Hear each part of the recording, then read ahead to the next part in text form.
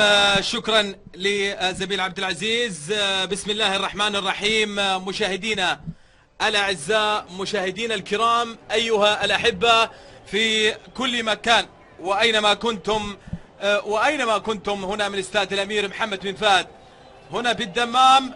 حديث ولقاء يجمع ما بين المنتخب السعودي والمنتخب اليمني هنا في التصفيات الآسيوية المؤهلة إلى أندونيسيا. بإذن الله الأخضر قادر على أن يتحصل على 3 نقاط في هذه المواجهة. دخول المنتخبين هنا في هذه الأجواء الجميلة في هذا الملعب وسط حضور جماهيري كبير جدا من الجالية اليمنية والمنتخب اليمني والمنتخب السعودي. كلنا أمل أن نشاهد مباراة ممتعة من جانب الطرفين. المنتخب السعودي الذي افتتح أيضا مبارياته أمام المنتخب الهندي والمنتخب الهندي واللي فاز قبل هذا اللقاء بثلاثية على المنتخب التركمانستاني قبل هذا اللقاء. منتخب السعودي بداية ولا أروع كانت أمام منتخب الهند والانتصار ب5 أهداف مقابل لا شيء، وبعدها أيضا انتصار كان ثمين بهدف وحيد كان للهداف الجميل واحد نجوم هذه التصفيات فراس البريكان في تلك المباراة. الآن انتظار النشيد الوطني للمملكة العربية السعودية.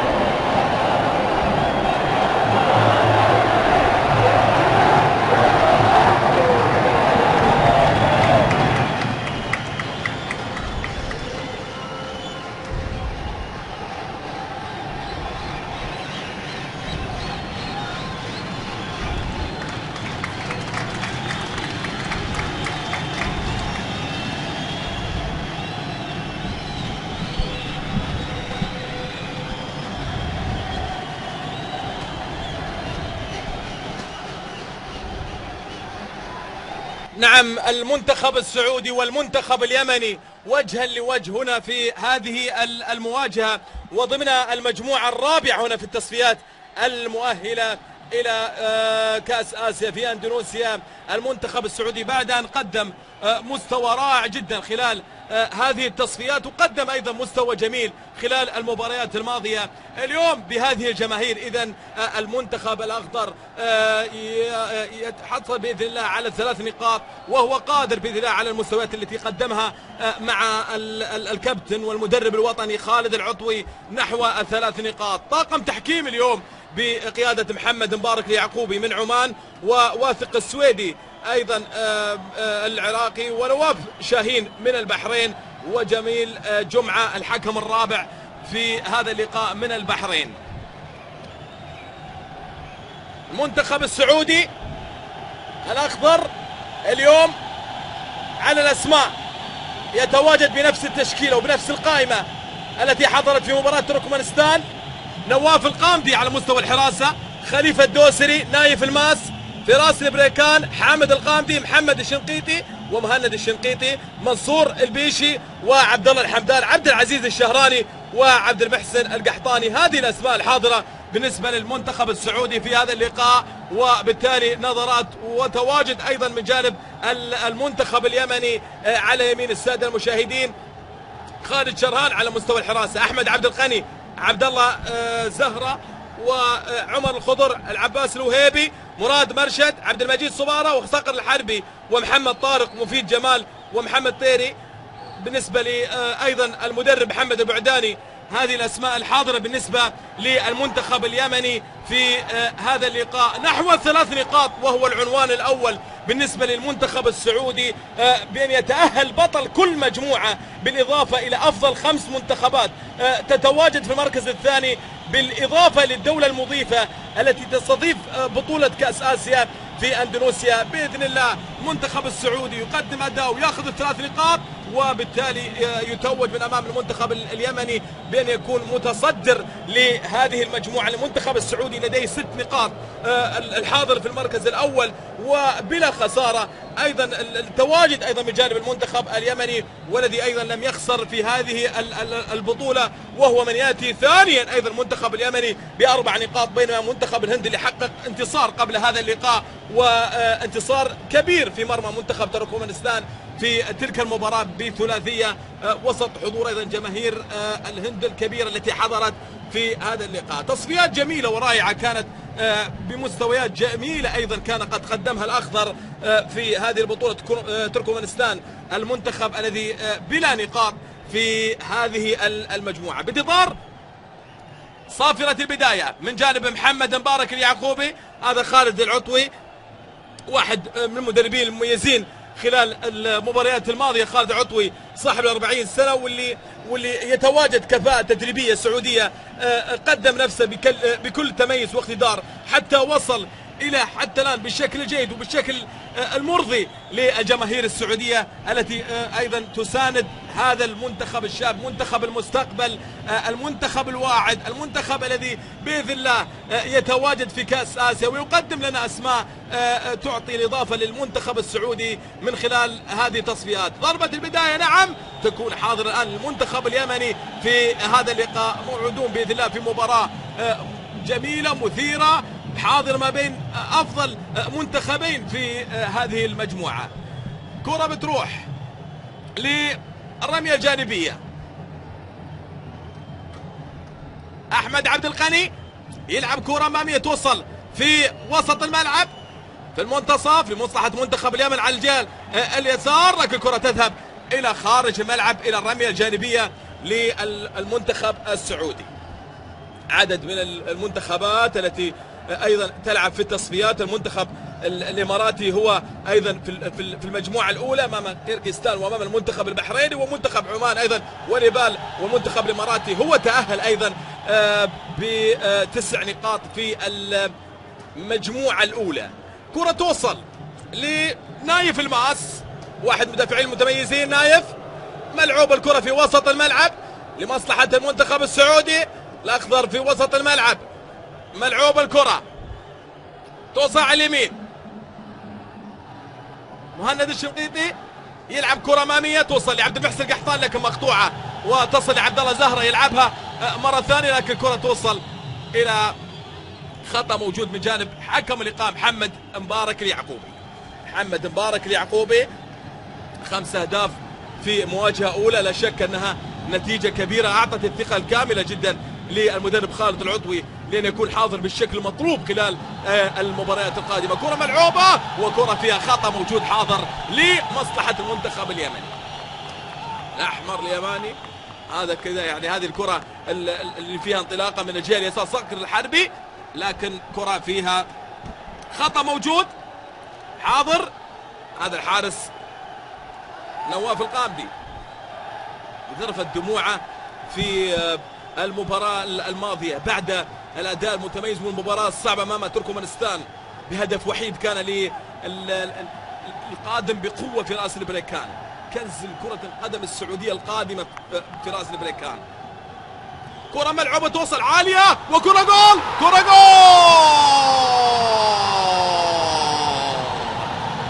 أول المنتخب اليمني، أول أهداف اللقاء. صقر الحربي صقر الحربي يسجل اول اهداف اللقاء للمنتخب اليمني. مباراة راح تشتد وهدف جميل للمنتخب اليمني لا دون المراقبة في اللقطة الماضية، وبالتالي كرة بتلعب بشكل رائع جدا. واول اهداف اللقاء، اول اهداف اللقاء، الجماهير اليمنية حاضرة بشكل قوي جدا في المباراة. هذه اول كرة ملعوبة توصل بالراس لاول اهداف اللقاء لمصلحة صقر الحربي. مباراة راح تكون قوية جدا من جانب الفريقين. كرة توصل في انطلاقة موجودة على اليسار، الكرة لمصلحة عبد المحسن القحطاني. هذا هو الهدف، هذا هو الهدف. صقر الحربي انطلاقة ايضا كانت رائعة جدا وارتقاء جيد، وبالتالي تسجيل الهدف الاول لمصلحة المنتخب اليمني راح يعطي مباراة اخرى في ارضية الملعب. مباراة راح تكون قوية جدا من جانب الفريقين. كرة توصل في الوسط، منصور البيشي يلعب كرة على اليسار، منصور ملعوبة لمصلحة المنتخب السعودي، لمسة توصل لحمدان، والحمدان يلعبها طويلة جدا لكن كرة فيها تقدم من جانب منصور البيشي ليترك الكرة ويلعب الكرة لخارج الملعب لأن اللاعب واقف بالأرض من جانب المنتخب اليمني. أول أهداف اللقاء، هدف مبكر نعم في الدقائق الأولى من عمر الشوط الأول. منتخب اليمن اللي كان بنفس المجموعة أيضا في التصفيات الأخيرة، عدد من اللقاءات اللي جمعت المنتخب السعودي والمنتخب اليمني كانت الأولى في تصفيات على مستوى كأس الشباب في 2003 كان فيها انتصار أول للمنتخب اليمني بهدفين مقابل لا شيء. بعدها في كأس آسيا في هذا الملعب وبالتحديد في عام 2008 المنتخب السعودي فاز بأربعة أهداف، كان أيضا نواف العابد وعبد الرحيم جيزاوي وأيضا عمر الخضري. تلك الأسماء هي من سجلت في ذلك اللقاء بأربع أهداف. فاز المنتخب السعودي في هذا الملعب وكان فيها في كأس آسيا، واللي كان معها البطل المنتخب الإماراتي بقيادة المهدي علي، وتلك الأسماء أحمد خليل، وتلك النجوم اللي شاهدها الآن مع الفريق الأول هي التي أخذت اللقب. أربع لقاءات جمعت المنتخب السعودي والمنتخب اليمني. ضغط الآن موجود، حاضر الآن، كرة الآن مرتدة، خطير المنتخب اليمني، خطير المنتخب اليمني، لكن كرة مقطوعة توصل للجهة اليمنى لمصلحة منصور البيشي. منصور يلعب كرة الهدوء، حقيقة هدف يعني مربك نوعا ما بالنسبة للمنتخب السعودي، لكن قادر المنتخب أن يعود في قادم الدقائق. كرة توصل لحامد القامدي، ملعوبة توصل لعبد الله الحمدان، الحمدان يلعب كرة على الطرف الايسر تقدم، لكن كرة بتوصل الى خارج الملعب بعيدة الى رمية جانبية. رمية جانبية لمصلحة المنتخب اليمني، يعطيه ثقة كبيرة جدا المنتخب اليمني ان يسجل هدف اول في هذه الاجواء الجميلة جدا بالنسبة لجماهير المنتخب اليمني. لمسة ملعوبة لمصلحة المنتخب السعودي، توصل نايف الماس، قائد نايف الماس، نواف القامدي، قامدي يلعب على اليسار، توصل على الجهة اليسرى، محاولة ارسال كرة لعبد المحسن القحطاني، ارتقاء ملعوب، لكن كرة توصل الى حارس المرمى خالد شرها. خالد شرها، تفاعل جماهيري لا شك، هدف اول يعطي ثقة للمنتخب اليمني بأن يقدم المستوى المأمول منه، خاصة من جماهيره اللي تواجدت في ساعات مبكرة من هذه المباراة. كرة فيها تقدم الآن، توصل إلى خارج ملعب، لسه بدري، هدف مبكر نعم، لكن يعني المنتخب السعودي بعناصره وبأسماء وبهدافه أيضا فراس البريكان قادر يعني أن يعود، وبالتالي الكل يتنبأ بأن المستقبل قادم بالنسبة لهذه الأسماء. المنتخب السعودي يعني يكفيه التعادل فقط، بينما المنتخب اليمني يفكر فقط بانتصار وفوز في هذا اللقاء. كرة من الجهة اليسار، محاولة من منصور البيشي، منصور مهند يلعبها بالخطأ، تمريرة خاطئة، وبالتالي عادت الكرة من الجهة اليسار. محاولة من جانب هذا الخطير صقر الحربي، يحاول يمر ويرسل كرة عرضية وتوصل إلى حارس المرمى نواف القامدي. يجب التركيز في عملية التمرير، خاصة من جانب الظهير الأيمن مهند الشنقيطي، وأيضا اللاعب الآخر منصور البيشي. كرة ملعوبة توصل طويلة جدا، استقبال رائع جدا، وبالتالي محاولة للمرور والتقدم ووصول لكرة توصل في وسط الملعب لعبد الله الحمدان. عبد الله يحاول يمر ويتقدم ويرسل كرة أمامية خطيرة، والكرة توصل مرة ثانية على اليسار، الكرة لا زالت خطيرة وكرة عرضية توصل، والتالي تسديدة إلى خارج الملعب إلى ركلة مرمى. هذا عبد المحسن القحطاني. هذه التمريرة، وبالتالي لدينا عدد من الأسماء اللي ممكن تشارك في مواجهة الشوط الثاني بالنسبة للمنتخب السعودي. تكلم عن عبد الكريم علي واحمد محمدي، ايضا سلطان هزازي وحمد عبدان وعلي مجرشي وتركي العمار وسالم السالم وعبد العزيز سليمان ومحمد دوسي وعبد الرحمن ايضا الشمري. كل هذه الاسماء قادمه وحاضره في الاحتياط. كره مرسوله بينيه، محاوله عبد الله صقر الحربي يحاول يمر، صقر الحربي لكن مقطوع من جانب عبد المحسن القحطاني، والقحطاني يلعبها سريعه للخطير عبد الله الحمدان، وبالتالي كره تتخلص وتذهب الكره الى خارج الملعب الى الرميه الجانبيه.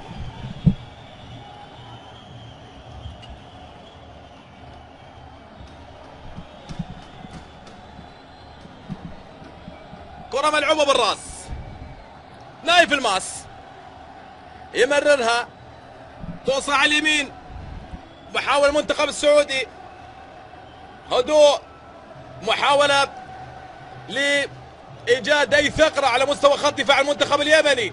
راجع بعد الهدف المنتخب اليمني يفتك الكرة وبالتالي يحاول مع الهجمات المرتدة، وهذه نقلات حلوة وسريعة من جانب المنتخب اليمني لكن مقطوعة توصل للجهة اليسار.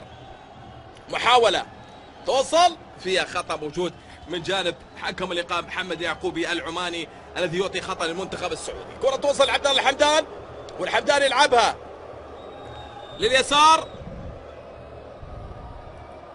محاولة لعبد الله، تمريرة لفراس البركان، يمر ويتقدم ويرسل كرة عرضية، والكرة بتمر إلى ركلة زاوية أولى في اللقاء. أول ركلة زاوية للمنتخب السعودي. هذه الكرة لفراس البركان، حاول يمر وبالتالي يرسل كرة عرضية. المحاولة تذهب إلى ركلة زاوية ملعوبة عرضية، الكرات العالية وعبد الله الحمدان، لكن الكرة بتوصل لنايف الماس على الجهة اليمين. القائد يحاول يمر والكرة لا زالت معاه، يحاول يقاطع على كورته وبالتالي يرسل كرة إلى خارج الملعب إلى ركلة مرمى. 10 دقائق مرت من عمر الشوط الأول، هدف مبكر للمنتخب اليمني عن طريق هذا اللاعب، حقيقة واحد من أميز الأسماء التي هي موجودة في أرضية الملعب، صقر الحربي. عبد الله الحمدان، منصور البيشي يحاول يتقدم وتوصل بالكعب، لكن مرة ثانية المحاولة من جانب المنتخب اليمني وتوصل مرة ثانية وسريعة توصل لحارس مرمى خالد شرهان. آخر مواجهة جمعت المنتخب السعودي أمام منتخب اليمن يعني كانت في استاد مدينة الأمير سعود بن جلوي بالراكة. هدفين كان للمنتخب السعودي، الأخضر فاز في تلك المباراة بهدفين.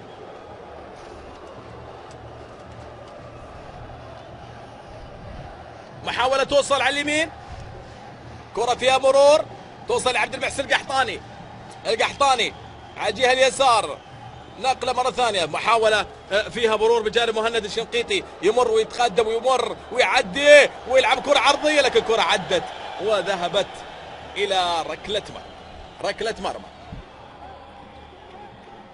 اليمن التي شاركت في كأس آسيا الأخيرة في البحرين، يعني كانت تواجدت في المركز الأخير بجانب مجموعة قوية ضمت اليابان ومنتخب إيران ومنتخب قطر، وكان المنتخب اليمني لم يتحصل على أي نقطة في تلك المباراة. اليمن خسر أمام المنتخب الياباني البطل في تلك البطولة بثلاثية مقابل لا شيء، وايضا خساره من امام منتخب ايران بهدف مقابل لا شيء، وامام قطر ايضا خسر بنفس النتيجه. كره ملعوبه توصل للامام، المحاول المنتخب السعودي يحاول يدخل في اجواء هذه المباراه يعني هي صعبه بعد الهدف، صعبه بعد الهدف.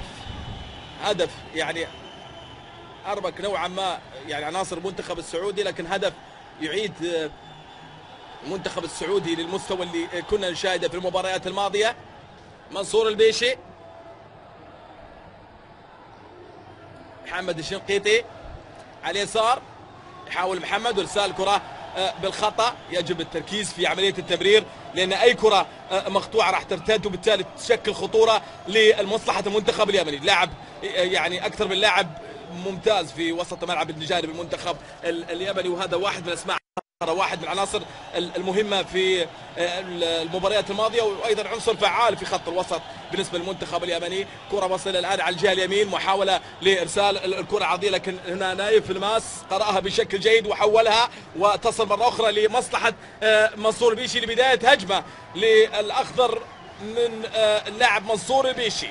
منصور يحاول يتقدم ويرسل كره لحامد الغامدي، تدرج بالكرة من جانب المنتخب الاخضر من جانب منصور البيشي.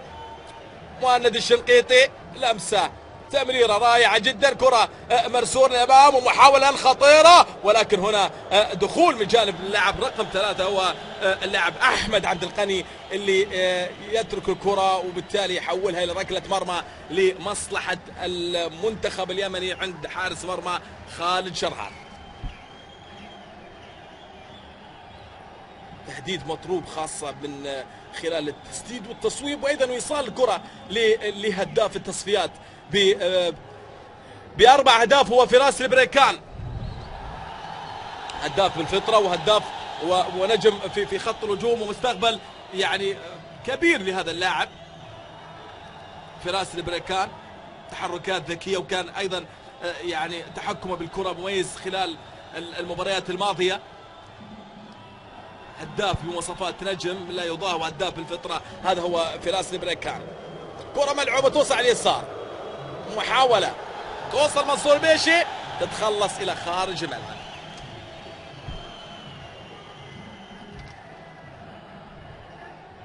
عبد الله الحمدان توصل مرة ثانية مقطوعة، هذه كل اللي تكلمت عنها من خلال التمريرات والتمريرات الخاطئة، وبالتالي هجمة خطيرة. يا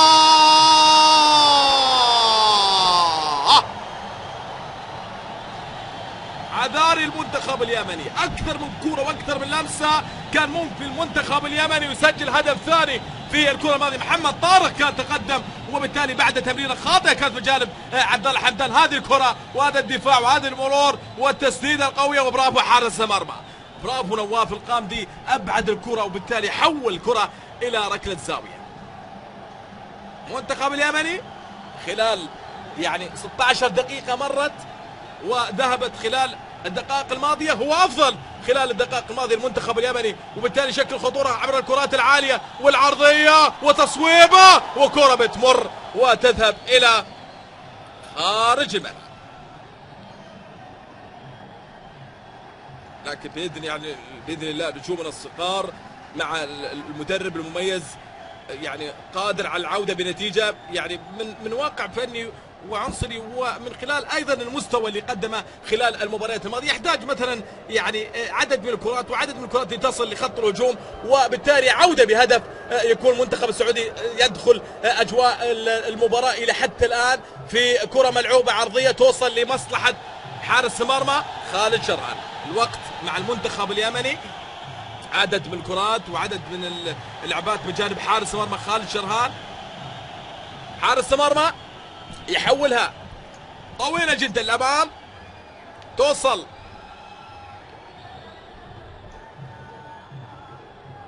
لنواف القامدي، ملعوبة منصور البيشي، ضغط لمصلحة المنتخب اليمني خلال التمريرات، وبالتالي الوصول من جانب صقر الحربي. كرة توصل لعبد المحسن القحطاني، تمريرة محاولة من جانب منصور البيشي يلعبها لفراس البركان، فراس مرور تقدم ارسال كره على الجهه اليسار لمصلحه محمد الشنقيطي، يحول توصل في المنتصف تمريره، محاوله من جانب المنتخب اليمني، اي كره مقطوعه يعني راح تشكل خطوره مثل ما يفعل المنتخب اليمني. كره توصل لمنصور البيشي، كره كانت بجانب خليفه الدوسري، منصور محاوله للتقدم، بالتالي خطا موجود بجانب حكم اللقاء محمد اليعقوبي اللي يعطي خطا في وسط الملعب. اليمن اللي تأهل إلى آسيا للشباب 3 مرات، كانت الأولى في 2004 في ماليزيا، وقادر أيضا مرحلة المجموعات، وبعدها أيضا تواجد في 2008 هنا في دور المجموعات، وكان آخرها في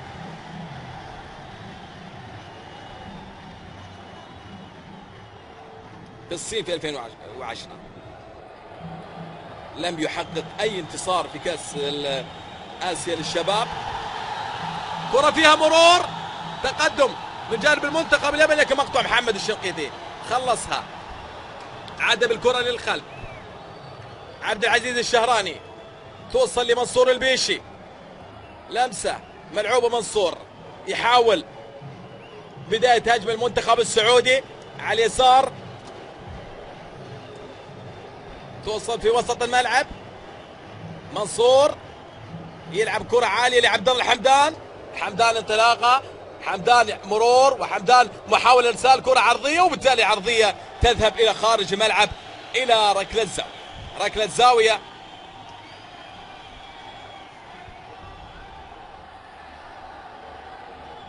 عدد من المباريات الكثير للمنتخبات والتصفيات اليوم. اليابان يلعب امام تايلاند، وايضا فيتنام امام لاوس، والنيبال امام ايضا عمان، وبالتالي كرة عدت الخط راحت لركلة مرمى.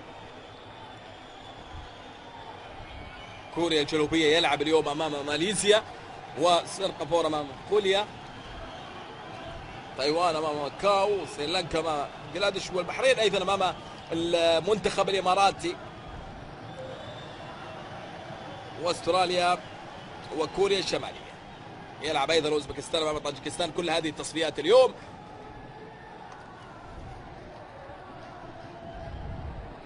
عدد المباريات الكثيرة على مستوى الشباب. عناصر مميزة مع المدرب خالد العطوي، قدمها وتواجد معها منذ يعني فترة الناشئين، تحقيق البطولة الخليجية أيضا، وبالتالي الاستعجال على هذه الأسماء أيضا ليس بالأمر الجيد، وبالتالي انتظار هذه الأسماء لأن تكون أيضا في المنتخب الأولمبي، وتقدم أيضا المستويات المميزة خلال هذه التصفيات، وقدم أيضا كواحد من أفضل المنتخبات عطفا على النتائج وعطفا على النتيجة الكبيرة التي حضرت في المباراة الأولى. كرة ملعوبة توصل لخارج الملعب، فراس البريكان يلعب كرة للخلف، منصور البيشي، بيشي يحاول يلعب كرة لعبد الله الحمدان، والحمدان يحاول يتقدم، وبالتالي كرة توصل إلى خارج الملعب إلى ركلة الزاوية. أكيد يعني الحماس، خاصة أنه يفكر فقط بالانتصار، وبالتالي منتخبنا يلعب بفرصتين اليوم في هذا اللقاء. السرعة وأكثر من لعبة كانت يعني خاطئة، كانت تكلف الفريق يعني هدف آخر، وبالتالي المحاولة العرضية الآن ملعوبة، لكن الكرة تبعد وتخلص، وبالتالي تتحول إلى خليفة الدوسري. خليفة، هذا ما قلت عنه، عدد من التمريرات الخاطئة، يجب التركيز في مثل هذه الكرات، والمنتخب اليمني حقيقة خلال 22 دقيقة يسجل أفضلية خلال الدقائق الماضية. هدوء والتركيز، خصوصا يعني أن الوقت لا زال مبكر للتعديل، وعدم مجاراة المنتخب اليمني بالحماس والاندفاع من خلال الدقائق الماضية. عدد يعني في أكثر من كرة وأكثر من لعبة كان المنتخب اليمني شكل خطورة على حارس المرمى نواف القامدي، كرة بالدرون، منصور البيشي، هذا هو المطلوب، التمرير والتركيز وعملية التمرير السليم، هذا هو ما يصنع ايضا منصور البيشي في وسط الملعب. لاعب هادئ لكن يحتاج ايضا فعاليه هجوميه اكثر من جانب عبد المحسن القحطاني، والقحطاني في عمليه المرور، الكماش الدفاع اليمني والدفاع واللعب بهجمات مرتده تكون خطيره في راس البريكان، يعرض كره وبالتالي كره لا زالت خطيره، ولكن كره تتخلص وتذهب الى مصلحه نايف الماس. نايف يحاول يمر، يتقدم نايف القائد، يحاول يمر ويرسل كرة للخلف، توصل مرة أخرى لحامد الغامدي، غامدي، منصور البيشي، البيشي يلعب كرة على اليسار، محاولة فيها انطلاقة، مرور، وبالتالي كرة عدت إلى خارج الملعب إلى رمية جانبية لمصلحة المنتخب اليمني.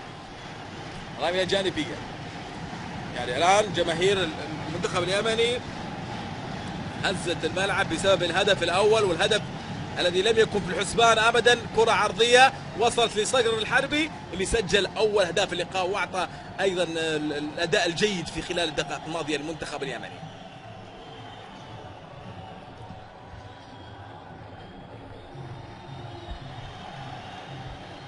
كرة بتتحول،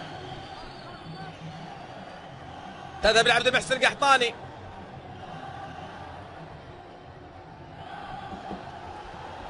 عبد المحسن يحاول يمر، وبالتالي كرة تذهب إلى خارج الملعب إلى ركلة الزاوية. ركلة الزاوية نشاط حيوي كبير جدا من جانب لاعبين المنتخب اليمني. عنصر المفاجأة كان هو العنوان خلال الدقائق الماضية. نزعة دفاعية واعتماد على الهجمات المرتدة بالنسبة للمدرب محمد البعداني أيضا المدرب. كرة مرسولة عرضية تبعد للأمام، الكرة توصل للخلف، لا زالت الكرة لمصلحة المنتخب السعودي، الملعوبة لعبد الله الحمدان، والحمدان يحاول يمر ويتقدم، ولكن هنا الكرة مقطوعة. مع أي كرة المنتخب اليمني مع جماهيره اللي تعطي أيضا الحماس للجمهور وأيضا ولاعبينا لأن يكون بنفس الأداء اللي قدمه خلال الدقائق الماضية هدف. أعتقد المنتخب السعودي راح يعود بهدف ثاني لو سجل في خلال لقاء الشوط الأول. كرة توصل للأمام، محاولة فيها مرور، تقدم لعبد الله الحمدان، والحمدان يلعبها لمحمد شنقيطي على اليسار، محاولة لإرسال كرة، محاولة المرور، وبالتالي يمر ويعدي، لكن مقطوعة توصل لمصلحة المنتخب اليمني اللي راح يلعب الكرة طويلة جدا. لاحظ مع الدفاع الموجود، ومحمد القامدي يحاول يمر، يحاول يبحث عن مساندة، المساندة لا تأتي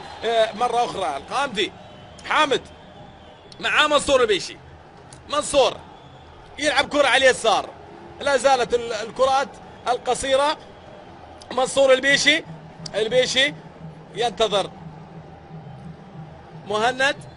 مهند الشنقيطي، عليه يتقدم الأمام أكثر في مثل يعني هذه الظروف، تحتاج كرات عرضية، خاصة يتواجد لدينا الهداف في راس البريكان في خط الهجوم. كرة ملعوبة لمهند على اليمين، مهند يحاول المرور، يمر ولا لا؟ يحاول يمر ويرسل كرة عرضية وتوصل سهلة إلى حارس مرمى خالد شرهان.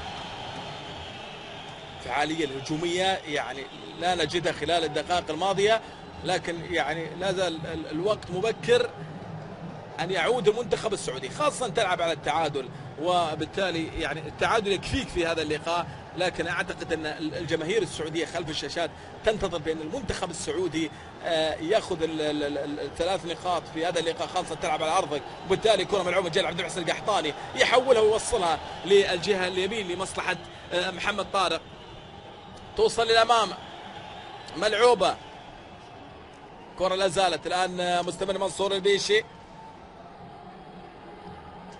محاولة ملعوبة للخلف توصل لمصلحة خالد شرهان. يتأهل بطل كل مجموعة بالإضافة إلى أفضل 5 منتخبات يعني تتواجد في المركز الثاني. لكن هذا يعني قصة أخرى حقيقة. صقر الحربي واللاعب اللي يتحرك بشكل جيد، لكن هنا الدفاع الموجود والحاضر من جانب مهند الشنقيطي اللي يحول كرة لخطأ موجود لمصلحة المنتخب السعودي.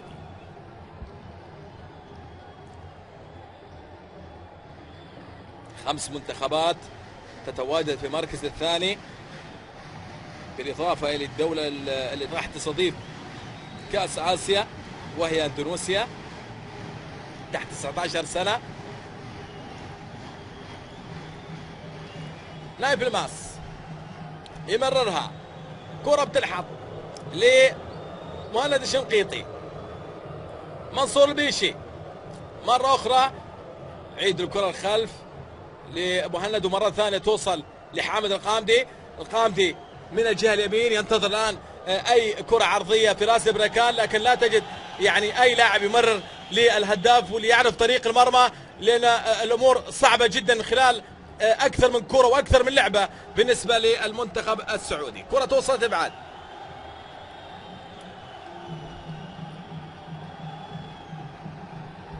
بناء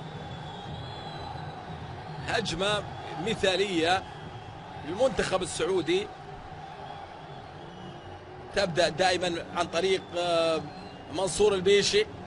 عبد المحسن القحطاني يلعب كرة على اليسار، محاولة للمرور ومحاولة للتقدم، بالتالي ارسال كرة للخلف، نقلات، تمريرة توصل على الطرف الايسر، محاولة لارسال الكرة العرضية والعرضية ملعوبة، والكرة توصل لعبد المحسن القحطاني، هي الكرة، لا زالت الكرة لمصلحة منصور البيشي. مرة ثانية ضغط الآن متواصل من جانب المنتخب السعودي لعودة في هذا اللقاء. الحمدان ارتقاء رائع جدا، الكرة تتحول، توصل مرة ثانية، واو الكرة ما فيها شيء، يقول حكم اللقاء محمد اليعقوبي في الكرة الماضية. المحسن القحطاني يحاول مع الكرة الماضية، وبالتالي خطأ موجود من جانب محمد اليعقوبي اللي يعطي خطأ الآن لمصلحة المنتخب اليمني. اللاعب الأخير أيضا والآخر هو محمد طارق، لاعب أيضا آخر ثنائي رائع يقدمه المنتخب اليمني بقيادة صقر الحربي وبقيادة المدرب محمد البعداني.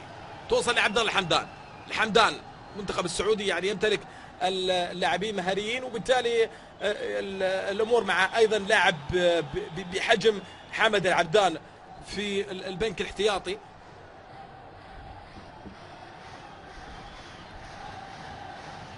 حامد القامدي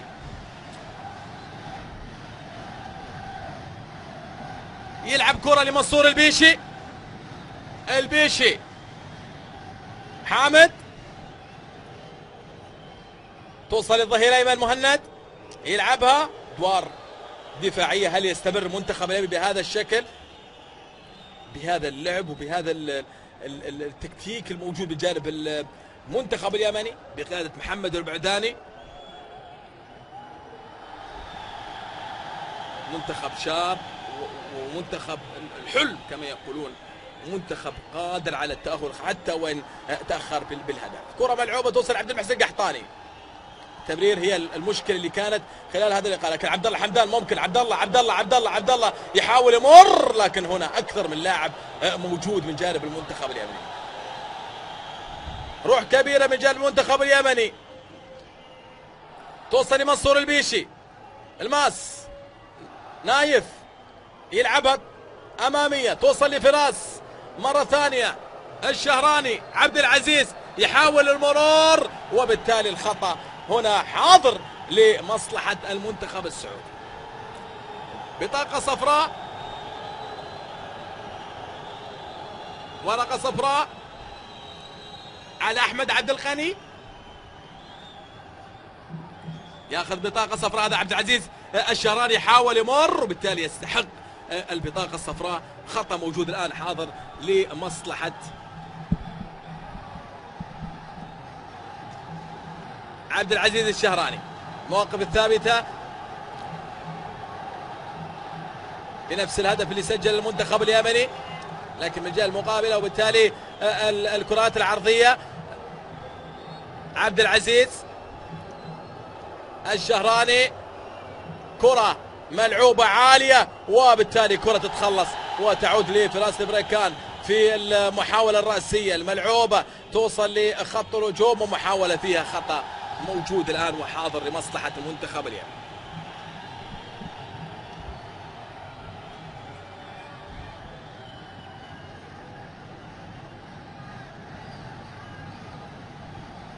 هذه الكرة الملعوبة في اللقطة الماضية،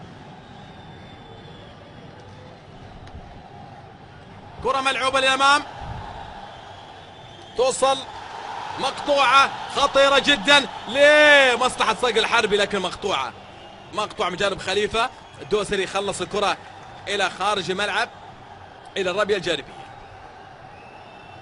الجماهير الأخضر يجب عليها تشجع أكثر، وبالتالي العودة في هذا اللقاء ممكنة في أي وقت. تحفيز يكون مطلب في هذا التوقيت، خاصة أنهم صغار في السن ويحتاجون للدعم أكثر خلال هذا اللقاء. شاهد جماهير اليمن في أي كرة يقطعها ويحولها تجد الجماهير يعني حاضرة بقوة خلال يعني أي كرة لمصلحة عناصر المنتخب اليمني. هذا اللي أعطى الروح الكبيرة للمنتخب اليمني، خاصة أنه يلعب على يعني البطاقة واحدة وهي الانتصار والفوز في هذا اللقاء. كرة ملعوبة، سيطرة في وسط الملعب للأخضر، لكن صناعة اللعب هي ما تشكل عائق خلال الدقائق الماضية. محاولة من جانب اليسار لمحمد الشنقيطي، توصل لحامد القامدي. منصور البيشي،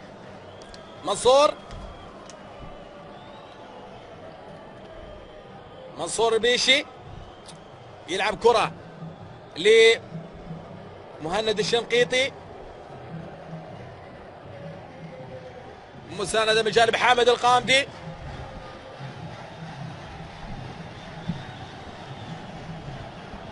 منصور البيشي يلعب كرة للخلف، نايف الماس شنقيطي على اليسار يحاول يتقدم وارسال كرة عرضية لكن تبعد وتتحول، وابعاد موفق في الكرة الماضية. حامد القامدي يحاول يصوب، ومحاولة تسديد واحدة من الحلول المهمة في مثل هذه التكتلات من جانب المنتخب السعودي، وبالتالي محاولة التسديد هي الحل. ممكن الحمدان ويلعبها عبد الله إلى خارج الملعب إلى ركلة مرمى. كرات العرضية رائعة جدا، شنقيطي محمد ينفذها بشكل رائع جدا. محاولة بالراس من جانب عبد الله الحمدان، هذه الكرة الراسية لكن كرة مرت وذهبت إلى ركلة مرمى لمصلحة حارس المرمى اليمني خالد شرهان. توصل لصاحب الهدف صقر الحربي، ملعوبة للخلف. مفيد جمال، خليفة يلعبها لنايف الماس منقولة، توصل لمنصور البيشي يلعبها لمهند الشنقيطي. لمسات رائعة جدا في وسط الملعب، عمل موجود لكن الهدف ممكن يتأخر، لكن الأمنيات بأن الأخضر يعادل النتيجة خلال لقاء الشوط الأول. الحلول تأتي من هل تأتي من هداف التصفيات هو فراس البريكان، أم أيضا له دور آخر هو اللاعب الآخر عبد العزيز الشهراني، واللاعب أيضا عبد الله الحمدان، عناصر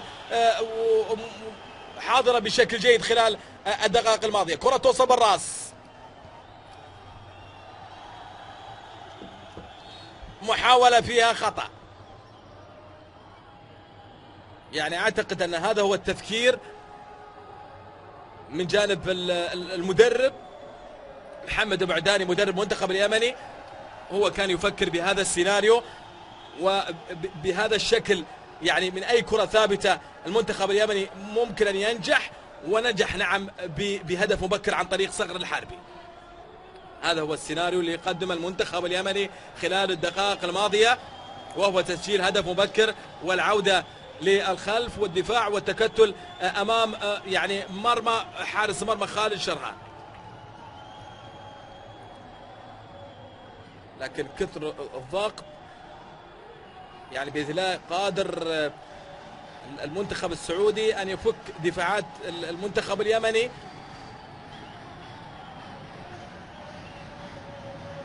كثر الدق يفك الحام، هكذا يعني دائما يقولون. وبالتالي المحاولات العرضية وارسال الكرة لمصلحة حامد القامدي، والقامدي يحاول يمر وبالتالي ما فيها شيء، يقول حكم اللقاء محمد اليعقوبي العماني.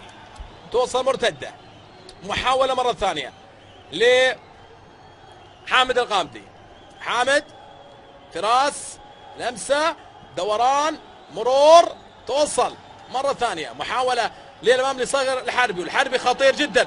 هذا صقر هو الهداف اللي صاحب يعني حضور جيد خلال حتى المباريات الماضية صقر الحربي. ومحاولة مقطوعة من جانب مهند الشنقيطي إلى خارج ملعب، رمية جانبية، رمية جانبية. حتى يعني الجماهير اليمنية لم تتوقع بأن المنتخب اليمني يعني يتقدم بهذا الشكل، وبالتالي بهذا السيناريو اللي حتى الآن المنتخب اليمني ينجح بالفعل في تسجيل الهدف الأول، ويسير إلى حتى الآن وهو يريد أيضا إنهاء الشوط الأول بهذا الشكل. نايف الماس توصل حامد الغامدي،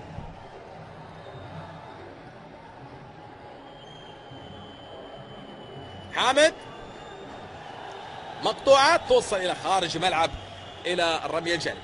لا شك أنها يعني في هذه الفئة تحتاج خبرة، عدد من المباريات الكثيرة، لسه يعني هؤلاء الصغار لديهم المستقبل، وفئة الشباب هي ركن أساسي في بناء لاعب كرة القدم. يعني هذه الفئة اللي من عوامل تطور ذهني وبدني جيد، وبالتالي في فئة الشباب يعني أن يصل اللاعب لمرحلة ممتازة في كرة القدم من جميع النواحي فنيا وبدنيا، يجب يعني في قادم الأيام يكون في قمة العطاء، بالإضافة إلى نضج التفكير الكروي، وهو الرافد بإذن الله يكون في قادم السنوات للفريق الأول. وبإذن الله اليوم هو عنوان التأهل بعد إنجازات كانت في هذه السنة، بعد أن تأهل المنتخب الأول إلى روسيا، وبالتالي قراءة في إنجازات الأجيال السعودية المتعاقبة بإذن الله يكون أيضا حاضر المنتخب السعودي بالتأهل إلى كأس آسيا في أندونيسيا مع هؤلاء الشباب. أنتم الأمل القادم للكرة السعودية، وأنتم مستقبل كرة القدم السعودية. ظهر بأحلى حلة وبأجمل يعني أداء كان في المباريات الماضية. منتخب واعد بإذن الله. كرة توصل حامد الغامدي يحول كرة للأمام، وكرة ملعوبة للأمام، لكن كرة تتخلص وتوصل لحارس مرمى خالد شرهان. خالد شرهان حاول في أكثر من لقطة يعني يتلاعب باعصاب اللاعبين المنتخب السعودي، عدد من الكرات المهدره واضاعه الوقت خلال لقاء الشوط الاول، وهذا يجب ان ينتبه اليه ايضا حكم اللقاء محمد اليعقوبي العماني في هذا اللقاء. هذه كره لم يكن فيها اي احتكاك واي كره، لكن يعني اكيد ان التوصيات تكون من جانب المدرب محمد البعداني، المدرب اليمني الذي يرى بانه الى حتى الان هو ناجح بدعم جماهير الحاضرة في هذا اللقاء، وبالتالي المتواجدة الجماهير اليمنية بكثافة هنا في المنطقة الشرقية، وهي يعني خلف المنتخب اليمني لأن يكون حاضر في كأس آسيا في أندونيسيا. لكن يعني أبرز منتخبين في هذه المجموعة، مواجهة ثالثة صعبة على المنتخبين، ليست فقط على المنتخب السعودي، حتى على المنتخب اليمني. وخاصة ماذا يعني يفكر المدرب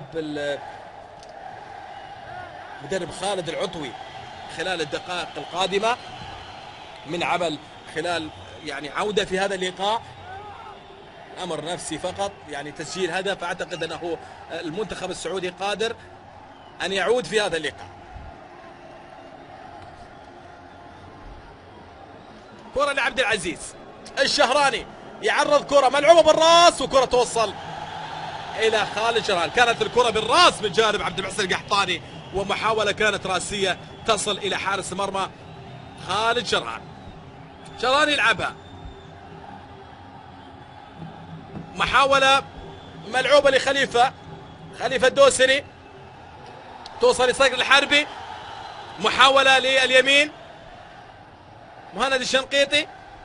هل يستمر المنتخب اليمني يعني بهذا الرتم من ناحية الضغط على حامل الكرة؟ أعتقد أنه ليس قادر على التواجد بهذا الشكل. فراس البريكان يحاول يمر مع اثنين فراس، وبالتالي ضغط موجود بأكثر من لاعب، وبالتالي كثافة عددية عندما يستلم أي لاعب كرة تجد أكثر من لاعب متواجد. هذا ما ميز المنتخب اليمني خلال الدقائق الماضية. منصور البيشي يلعب كرة لعبد العزيز الشهراني، اللي ايضا اتى في الجهه اليمنى محاوله لارسال اي كره عرضيه لناحيه فراس بريكان، كره منقوله خذوها تقدم، وبالتالي كره تتحول وتوصل الى ركله مرمى. ركله مرمى راح يكون فارق الجانب اللياقي والفني اليمين باذن الله لصالح منتخبنا. لن يستمر المنتخب اليمني بهذا الشكل، يعني خلال الضغط المتواصل من جهه المنتخب السعودي، اعتماد هجمات مرتده، يعني ممكن اي هدف خلاص الامور راح تتحول. توصل مره ثانيه عبد المحسن القحطاني يحاول يمرها بالخطا، محاوله مرسوله الى خارج الملعب، رميه جانبيه. هلال الشوط الاول 43 دقيقه مرت من عمر الشوط، هدف وحيد وهدف مبكر لم يكن على الحسبان ابدا. صقر الحربي هو من اعطى هدف التقدم لمصلحه المنتخب اليمني. جماهير سعوديه حاضره ايضا بقوه في هذا اللقاء، صانت يعني هؤلاء الصقار، وكانت ايضا حمله كبيره جدا معاك يا الاخضر خلال الايام الماضيه. المنتخب يجتاز هذه التصفيات ويكون حاضر ايضا في كاس اسيا في اندونيسيا، وبالتالي قادر باذن الله يقدم لنا اسماء كبيره جدا تكون رافده للمنتخب الاول. هذا خطا موجود عاطل من جانب محمد اليعقوبي اللي يعطي بطاقه صفراء اخرى ل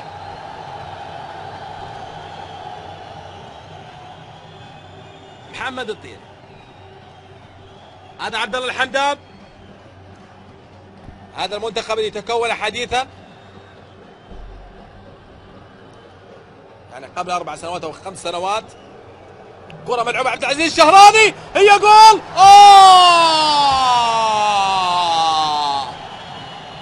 اوه يا فراس يا بريكان، امام المرمى فراس، كرة خطيرة بتوصل لعبد العزيز الشهراني اللي عرض الكرة، لكن الكرة مرت امام فراس بريكان اللي حقيقة لم يجد اي مضايقة في الكرة الماضية، وبالتالي لعبها السهلة لمصلحة خالد الشرهان. وحدة فراس بريكان كان ممكن يسجل هدف التعادل ويعيد المنتخب السعودي خلال لقاء الشوط الاول بالتعادل.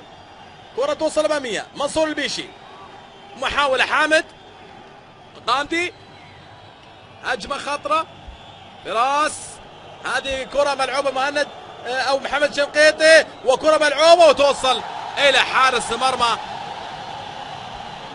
خالد شرح حمد العبدان، وبالتالي ايضا لاعب اخر ممكن يكون حاضر في الشوط الثاني عبد العزيز الضويحي لتفعيل ايضا الناحيه الهجوميه ونقل الهجمه بسرعه، وبالتالي تنشيط ايضا الجوانب الهجوميه بشكل اكبر من جانب المنتخب السعودي، وتفعيل الاطراف.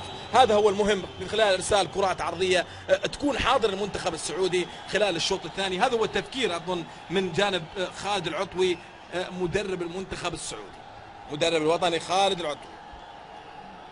تفكير في عدد من الاسماء، خاصه حمد العبدان واحد من الاسماء المهمه واللي راح تكون ايضا باضافه باذن الله مع المنتخب السعودي في الشوط الثاني على امل العوده في هذا اللقاء. هذا المنتخب اللي تكون مع ايضا الكابتن عمر بخشويل والكابتن ايضا محمد عبدلي، كانت اخر مشاركه لهم في الهند قبل عامين ما بين الدمج 99 و2000 بعد الوصول توليفه ممتازه ورائعه، والصافره الان تكون حاضر من جانب محمد اليعقوبي العماني الذي يطلق صافرته، معلن نهايه حديث الشوط الاول بتقدم المنتخب اليمني عن طريق صقر الحربي. باذن الله قادر منتخبنا الاخضر في العوده في الشوط الثاني باذن الله هنا في استاد الامير محمد بن فهد. استراحه قصيره والعوده مع مطلع مش الشوط الثاني من هذا اللقاء.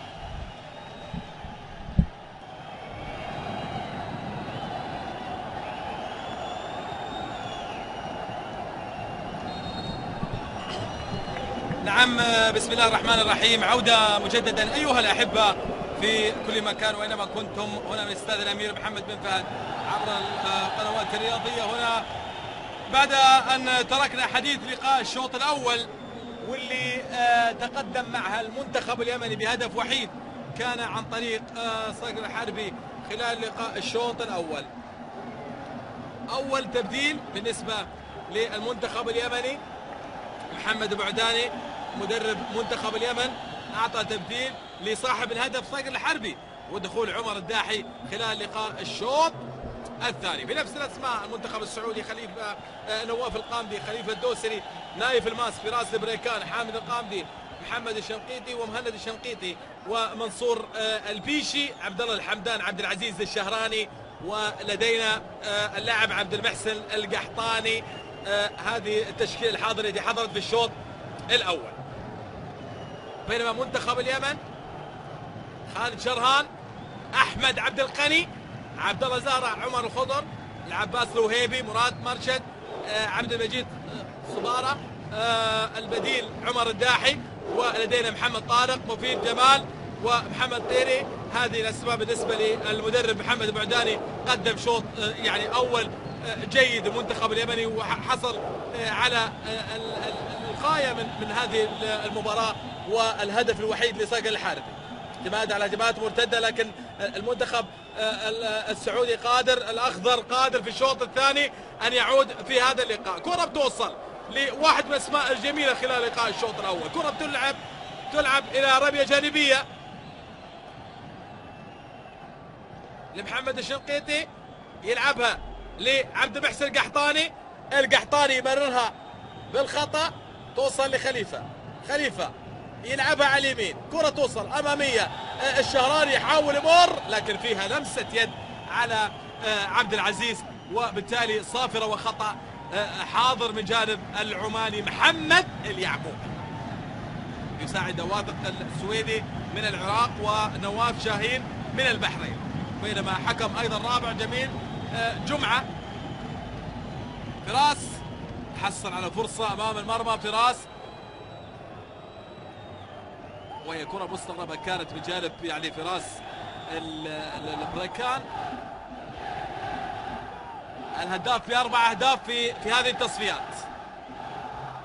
نعم، تحدث عن 4 نقاط لمنتخب اليمن، الأخضر لديه 6 نقاط، منتخب اليمن لو حقق الانتصار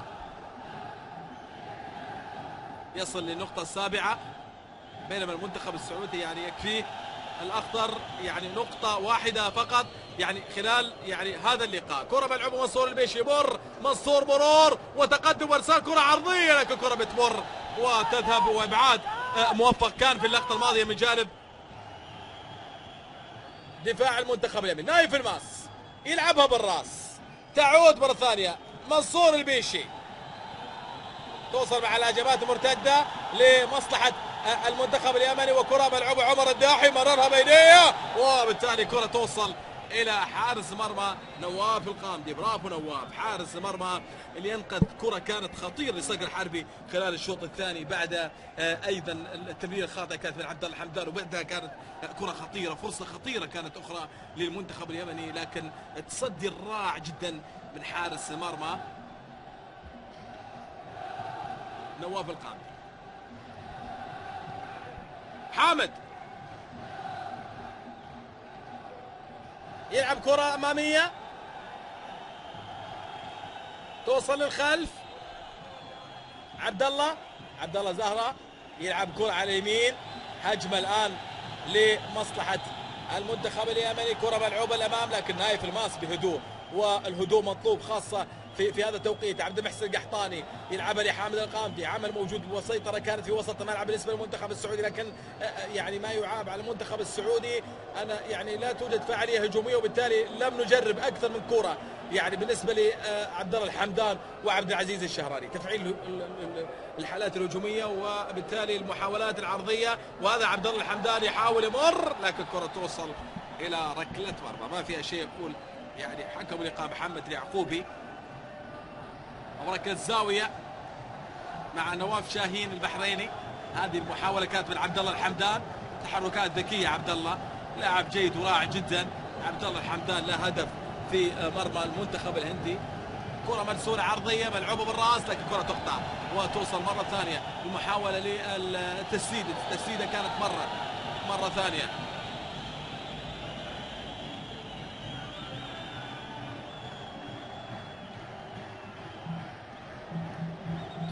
لتركي العمار في الشوط الثاني، محاولة مرسولة لفراس البريكان يلعبها أمامية لكن الكرة تتخلص، تبعد الكرة للأمام الرمية جانبية توصل لمنصور البيشي. شوط ثاني يعني يكون او لا يكون بالنسبة لعناصر الأخضر يكون حاضر بأداء مخالف، أداء مغاير، أداء يكون فيه تركيز من ناحية التمرير ومن ناحية من ناحية التسليم والاستلام. هذا ما يعاب يعني على المنتخب السعودي خلال لقاء الشوط الأول. تمريرات كانت خاطئة وكانت يعني فرص خطيرة بالنسبة للمنتخب السعودي. كرة توصل لمحمد مهند الشنقيطي، يحاول يمر مهند، يحاول مرور وارسال كرة عرضية خطيرة، هي فراس، هي يا فراس، هي يا فراس، هي يا فراس، يا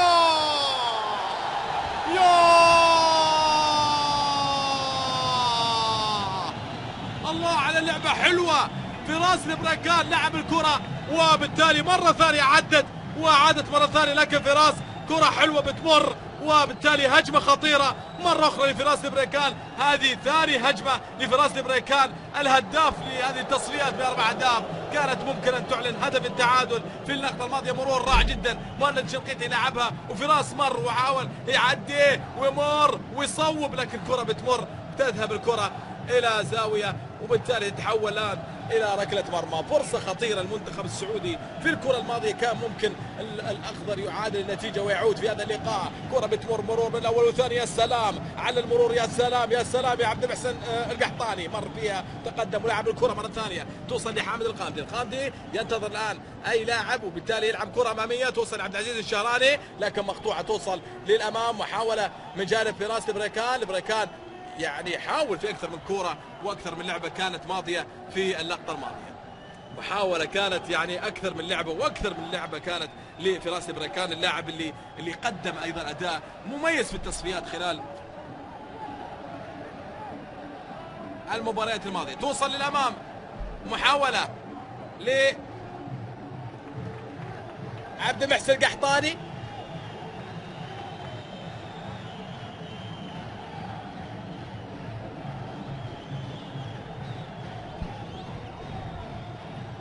كرة ملعوبة بالراس خارج الملعب. دقائق تمر في صالح المنتخب يعني اليمني، وبالتالي منتخب اليمن قدم شوط أول جيد ومخالف عن كل الأشواط اللي لعبها خلال المباريات الماضية. يلعب بالروح اليوم المنتخب اليمني، يلعب بروح قتالية من المنتخب السعودي. يحاول حقيقة أن يصل لمرمى المنتخب السعودي مرة أخرى. يعني هدف ثاني أعتقد يريح محمد البعداني، لكن المنتخب السعودي هدف أول راح يعطي أمور أخرى بالنسبة للمنتخب السعودي. هذه الكرة من جانب خالد شرهان حارس المرمى الذي كان يعني يضيق الوقت يعني خلال الكرات الماضية وعدد من الكرات اللي كان يحاول معها خالد شرهان. مهند الشنقيطي من اليمين يحاول يلعب كرة أمامية، عبد الله زهرة توصل في الوسط، محاولة لفادي محمد لاعب اللي مر وتقدم، لكن كرة توصل للأمام لحامد القامدي. القامدي بداية بتنظيم هجمة من الدفاع، محاولة من جانب عبد العزيز، لكن كرة فيها خطأ موجود. خليفة يلعبها لعبد الله الحمدان. الحمدان يحاول يمر، مررها بالخطأ عبد الله. كرة ارتدت الآن لمصلحة المنتخب اليمني، محاولة للمرور والتقدم وارسال كرة الأمامية، لكن هنا كرة حذاري حذاري حذاري. يا سلام يا حامد، يا سلام على الكرة المقطوعة بالرشاقة من جانب حامد القامدي. كرة الآن فيها تقدم من جانب عبد العزيز الشهراني، والشهراني في انطلاقة وبالتالي يحاول مع الكرة، لكن كرة مقطوعة توصل إلى خارج الملعب إلى الرمية الجانبية. عبد الكريم هذه الكرة مقطوعة من جانب اللاعب محمد الطيري. منتخب اليمني يلعب بالروح اليوم، شراسة قتال حاضرة من جانب لاعبين المنتخب اليمني. حامد يحاول يمر ويلعب كرة لمنصور البيشي. البيشي على اليسار يحاول يمر لمحمد الشنقيطي مرة ثانية. الكرة طالت عادت مرة ثانية لمصلحة منصور البيشي. حامد القامدي، والقامدي يحاول يسدد ويسدد. الله كرة قوية جدا. حامد القامدي يسدد كرة قائم بالقائم، وبالتالي كرة بتعدي ومحاولة المنتخب السعودي بكرة ماضية حلوة جميلة كانت من جانب حامد القامدي. يا سلام يا عبد الكريم، يا سلام يا قحطاني، يا قحطاني. هي من يسدد هي جول، هي جول مرة ثانية.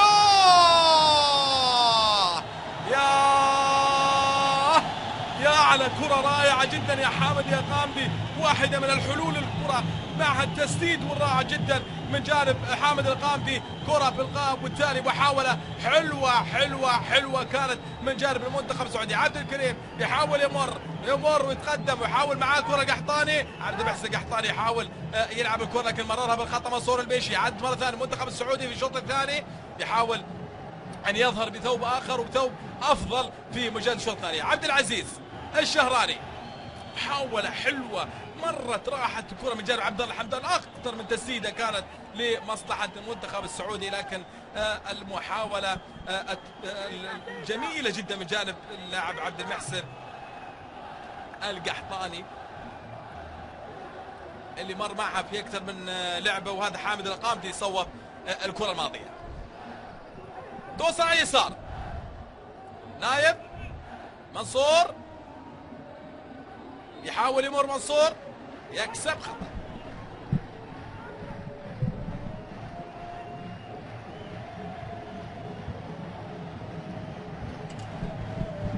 اعتقد ان في لاعب قادم. حامد توصل لخليفة، منصور البيشي، تمريرة توصل لفراس البريكان، خذوهات بشكل رائع جدا ما بين الاقدام، وبالتالي المحاولة للامام لكن الكرة تبعد وتتحول الى خارج الملعب. ضغط الان للاخضر في هذه الدقائق. محاولة لفراس البريكان، يحاول يمر فراس، توصل لخليفة مرة اخرى. المنتخب السعودي مع تقدم خليفة، فيها محاولة ومرور وتصويب لكن الكرة تذهب إلى خارج الملعب. فعلا يعني الهدف المبكر يعني كان صعب بالنسبة للمنتخب السعودي.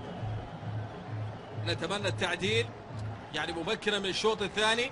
كرة كان بجانب حامد القامدي يعني اللي حاول في الكرة الماضية، وبالتالي الكرة مرت بالقائم. كرة مرتدة توصل لمصلحة المنتخب اليمني، يلعبها لكن الكرة توصل لحارس مرمى نواف القامدي.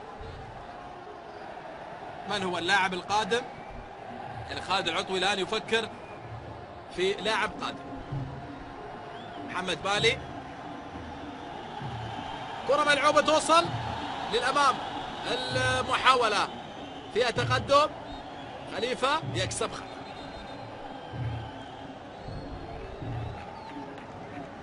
عبد المحسن القحطاني يعني قدم أداء جيد حقيقة خلال يعني شوط أول وشوط ثاني. عبد المحسن إذن يقادر في هذا التوقيت محمد مالي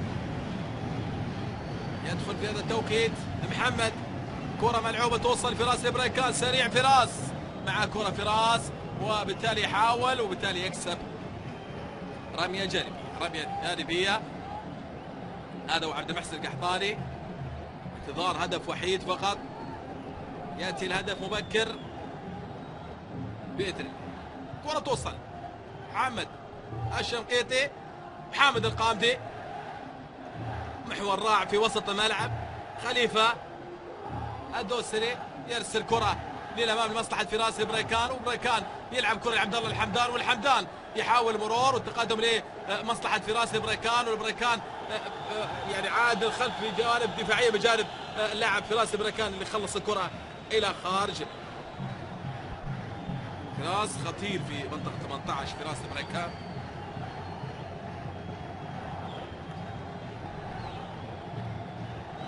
كنز الكرة قدم السعودية القادمة فراس البريكان، هداف المواصفات يعني نجم لا يضاهى وهداف بالفطرة. الكل يتنبأ لهذا اللاعب بأنه مستقبل باهر ومرعب على مستوى خط الهجوم. حافظ على هذه الأسماء والمواهب بإذن الله والتواجد في كأس آسيا. محمد مالي يحاول يمر ويتقدم ويصل كرة على اليسار، منقول الكرة لحامد القامدي. القامدي يلعب كرة عالية، توصل لحارس مرمى خالد شرهان. خالد شرهان السيناريو اللي يريده يعني مدرب المنتخب اليمني، مدرب منتخب اليمن يعني اعطى كل المهمات من تراجع للخلف هو العنوان بالنسبه لمنتخب اليمن. هذا ما يفكر فيه يعني مدرب منتخب اليمن، أن تمر الدقائق وتصل الدقائق بهذا الشكل وهو متقدم، خاصه في لقاء الشوط الاول اللي كان المنتخب اليمني يقدم اداء جيد حقيقه. رغم السيطره في وسط الملعب دائما للأخ. كرة ملعوبة توصل محمد مالي. مالي يمر ويعدي ويلعب كرة عرضية هي، ولكن كرة بتمر خطيرة هنا من الجهة اليمنى. محاولة كان من جانب محمد مالي يلعب كرة عرضية، كرة خطيرة جدا، كرة بتمر توصل لركلة الزاوية.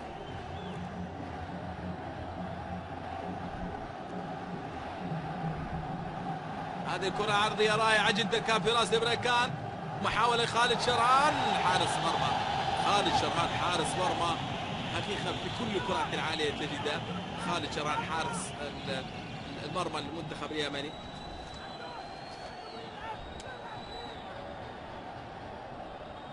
تواجد يعني الأخضر في بطولات آسيا الأخيرة التي أقيمت في البحرين واللي فاز فيها المنتخب الياباني، والوصيف كان المنتخب السعودي بعد أن شارك 16 منتخب كان بقيادة المدرب الوطني الآخر سعد الشهري، واللي معها تأهل 4 منتخبات إلى كأس العالم من آسيا في كوريا الجنوبية. تأهل المنتخب الإيراني واليابان والمنتخب السعودي وفيتنام كأس العالم الأخيرة على مستوى الشباب التي أقيمت في كوريا، وكان يعني البطل المنتخب الإنجليزي.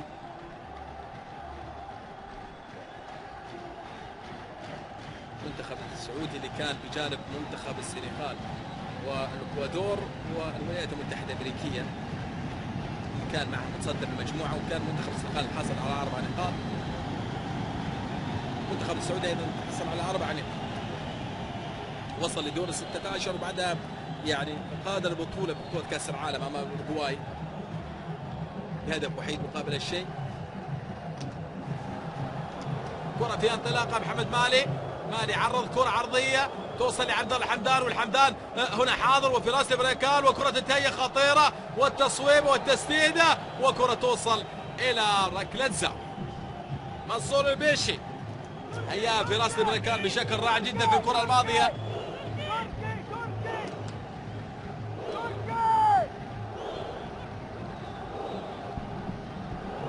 ركلة زاوية ملعوبة عرضية بالراس، وكرة توصل إلى خارج. محاولة كانت من جانب عبد العزيز الشهراني، هذا هو الواضح في الصورة. عبد العزيز في الكرة الرأسية، عبد العزيز ارتقى مع الكرة الماضية وبالتالي تحولت لركلة مرمى. كرة ملعوبة توصل اليسار. حامد القامتي يحاول يتقدم. حامد ينقل كرة أمامية على الجهة اليسار مرتدة لمصلحة المنتخب اليمني على الجهة اليسرى. فعلا يعني هدف مبكر أعطى ثقة كاملة وثقة كبيرة للمنتخب اليمني لأن يلعب بهذا الشكل بعد الهدف المبكر.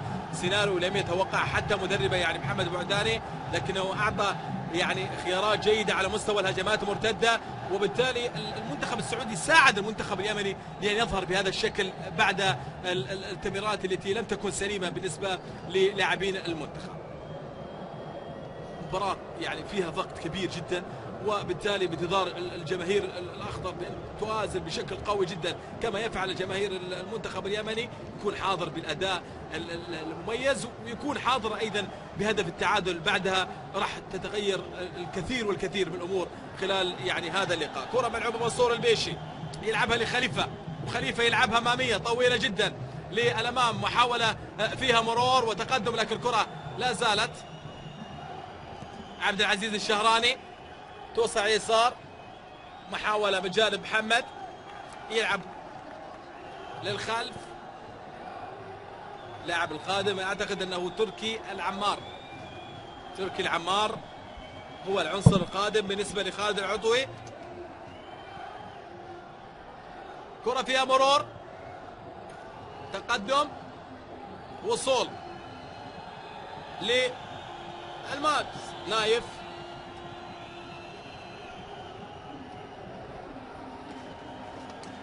يوصل على اليسار عبد الله الحمدان، يهاجم بلاعب واحد منتخبين، عدا كل الاسماء يعني موجوده في الخلف. كره منقوله لا تصل للقاضي حامد، محمد يحاول يمر وعرضيه حلوه، كره بتمر، خطره خطيره الكره يا محمد.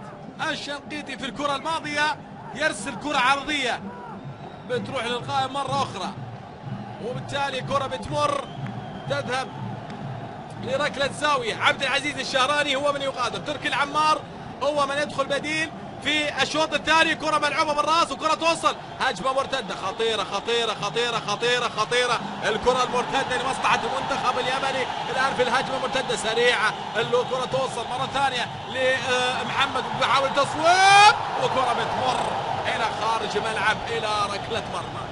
خطير المنتخب اليمني، خطير المنتخب اليمني خاصة في الهجمات المرتدة، قلت انها خطيرة لأن حقيقة أكثر من لاعب متواجد في الأمام، وبالتالي هجمات مرتدة حاضر لمصلحة المنتخب اليمني. هذا ما يعتمد عليه المدرب محمد البعداني، وهذا هو السيناريو الذي يقدمه مدرب منتخب اليمن بهذا الشكل وبهذه الصورة. يتراجع معظم لاعبي المنتخب اليمني للخلف. المنتخب السعودي نعم هو مسيطر في وسط الملعب، يشكل ايضا خطوره حاضره على مستوى خط الهجوم، لكن يعني من يعرف طريق المرمى في هذا التوقيت. كره توصل خليفه مره ثانيه، توصل مره ثانيه تصويبه وتوصل هنا الى خارج الملعب. استعجال ما هو مطلوب يعني من لاعبين المنتخب السعودي، عدم الاستعجال خاصه في مثل هذه الكرات العاليه والهجمات اللي يجب اقتناص اي كره بالنسبه للاعبين المنتخب السعودي. نايف الماس يلعب كرة في وسط الملعب، حامد لعيب، حامد حقيقة ضابط يعني إيقاع وسط الملعب وضابط الوسط بشكل رائع جدا، لكن استعجال يعني واضح، وبالتالي أكثر من كرة كان فيها استعجال من جانب لاعبي المنتخب. هذا يعني الشيء يعرفه تماما خالد العطوي. مطالبة بالهدوء والتركيز لأن الوقت لا زال قادر منتخب الأخضر بإذن الله أن يعود وأن يسجل أيضا ثاني الأهداف. كرة ملعوبة على اليسار، محاولة فيها تقدم، الكرة لمصلحة المنتخب اليمني، محاولة للمرور والتقدم من الجهة اليمين لكن مقطوعة بجانب خليفة، وخليفة يحاول يمر يرسل كرة مرة أخرى لخط الهجوم. محاولة تركي العمار أو هذا حامد الغامدي، محاور رائعة جدا في وسط الملعب، تلعب بشكل مميز، ثنائي رائع جدا. منصور البيشي لاعب رائع جدا، منصور يحاول يلعب كرة على اليمين، محمد مالي، منصور البيشي في التحرك وبالتالي الانقضاض. لا حاضر منتخب اليمن مع عبد الله، خلص الكرة إلى خارج الملعب. تركيز نعم كما قلت، في أكثر من كرة، هدوء، أكثر من لعبة، والحذر يعني يجب أن يكون خاصة في الهجمات المرتدة اللي يتعامل معها محمد البعداني بهذا الشكل وبهذه الصورة اللي يلعب بها خلال يعني مواجهة هذا اللقاء. تركي العمار وبالتالي كرة إلى خارج الملعب.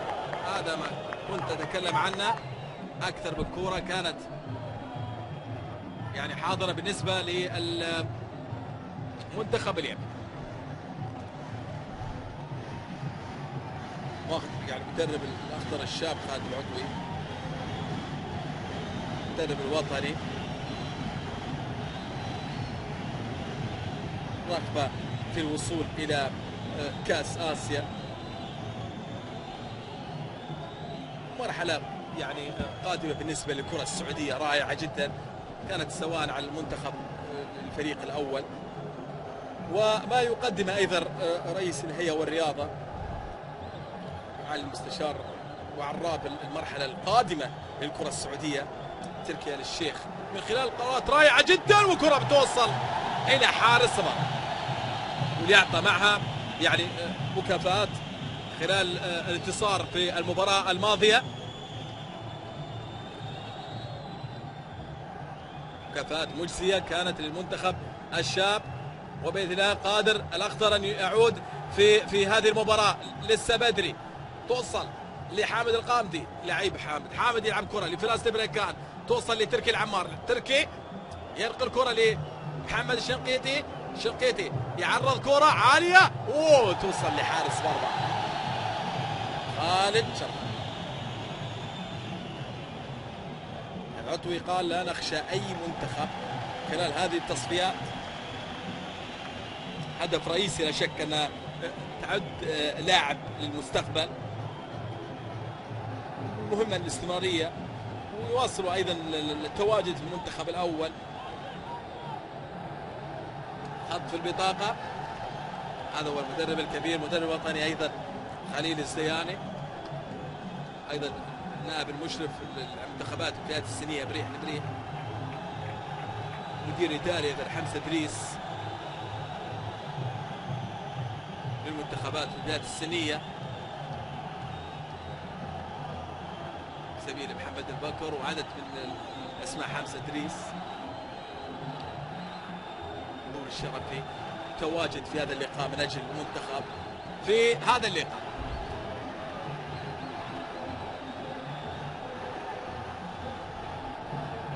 وقت مر لصالح المنتخب الياباني.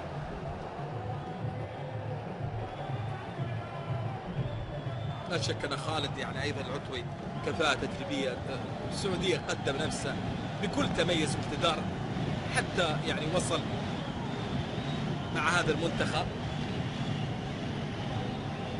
كان مساعد مع يعني نادي العيون على مستوى الناشئين والشباب، ساهم مع نادي العيون للوصول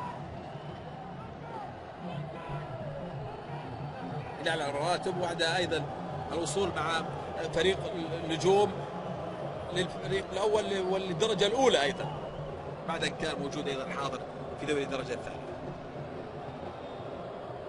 حامد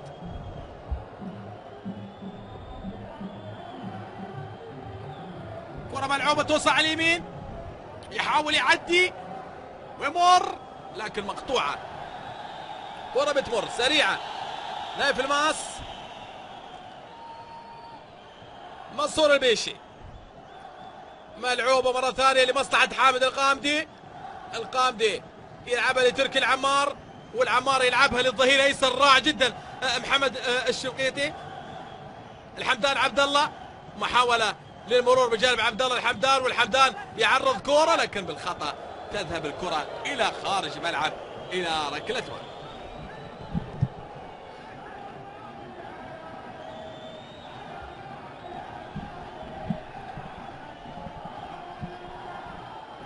تبديل ثالث جانب خالد العطوي، حازم الزهراني، حازم الزهراني هو اللاعب القادم.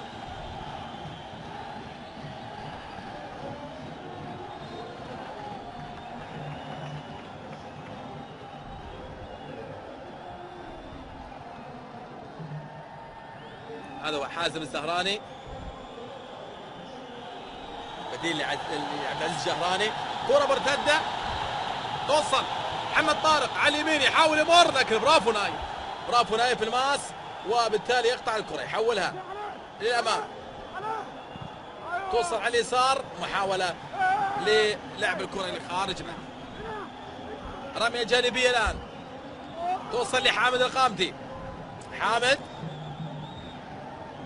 لاعب رائع جدا حامد القامدي، لكن هذه الكرات اللي كنت أتكلم عنها، أي كرة وأي تأخير يعني حقيقة تكلف الكثير بالنسبة للمنتخب السعودي. كرة بتتمرر بالخطأ، توصل أمامية، محاولة للأمام، ملعوب جانب عبد الله زهرة، توصل على اليسار، محاولة بجانب المنتخب اليمني، محاولة المرور وارسال الكرة للأمام، لكن حامد القامدي يحول الكرة بالخطأ مرة ثانية، توصل أمامية. حامد يحاول دوران، تأخر في لعب الكرة وبالتالي حادث مرة ثانية خليفة الدوسري مرة أخرى، توصل على اليمين، محاولة إرسال كرة طويلة جدا لمحمد مالي، انطلاقة سريعة، سرعة وانطلاقة، هنا المرور والتقدم وإرسال كرة عرضية، هي جول. خالد جرار مرة أخرى، كرة فيها انطلاقة رائعة جدا كانت من جانب محمد مالي، وبالتالي كرة بتمر وتصل. هذا محمد انطلق وتقدم وارسل كرة عرضية عبد الله حمدان، وبالتالي كرة بتوصل مرة ثانية. محمد مالي على الجهة اليمين يحاول التقدم، وبالتالي محاولة المرور، وبالتالي كرة لا يقول فيها شيء أبدا محمد اليعقوبي العباني إلى ركلة مرمى.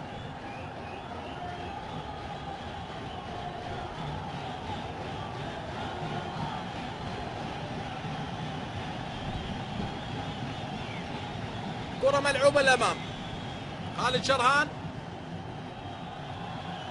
المنتخب اليمني يفكر ب7 نقاط في هذا اللقاء، وبالتالي محاولة المنتخب الأخضر أن يعادل النتيجة على أقل تقدير، عدم الخسارة في هذا اللقاء. الأمور صعبة مع هدف يعني ما كان في الحسبان أبدا، وبالتالي عبر كرة ثابتة يعني كان معها البديل هو صقر حربي، هو من سجل الهدف إلى حتى أن أعطى التقدم للمنتخب اليمني في هذا اللقاء. كرة بتوصل تركي العمار يلعبها لمحمد الشنقيطي، كرة بتوصل إلى خارج الملعب. عنصر المفاجأة والروح كبيرة للمنتخب اليمني في هذا اللقاء، أعطت التفوق للمنتخب اليمني أن يتقدم بهذا الشكل رغم الإمكانيات والعناصرية والمهارية، وبالتالي الأسماء الموجودة في أرضية الملعب تصب في مصلحة الأخضر في هذا اللقاء بلا منازع، خلال يعني السيناريو اللي كان خلال اللقاءات الماضية، وبالتالي الأخضر لا يظهر بالأداء اللي كان معه في اللقاء الأول أمام منتخب الهند، وأيضا أمام تركمانستان في تلك المباراة. حامد القامدي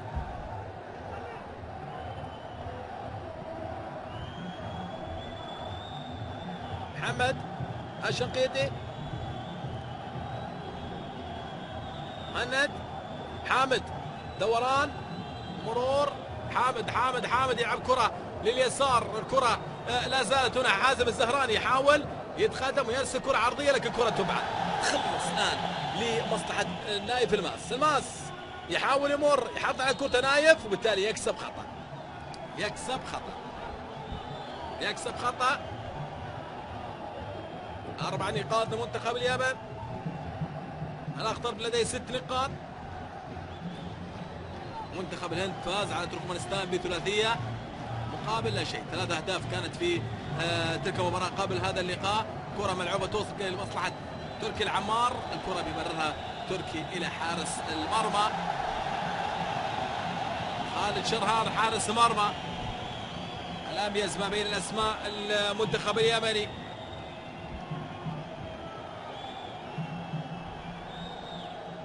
كرة ملعوبة توصل،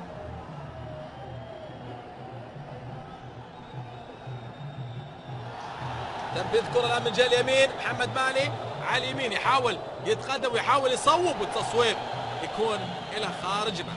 تصويب إلى خارج الملعب، محاولة كانت من جانب منصور البيشي وليس محمد مالي.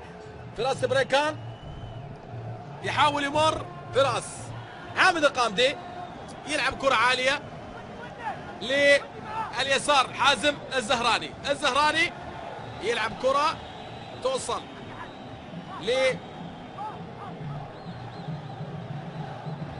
تركي العمار مرة ثانية، تصويبة إلى خارج الملعب إلى ركلة. ركلة مرمى. يعني كان ممكن ايضا لاعب بحجم عبد العزيز الضويحي او محمد دوسري.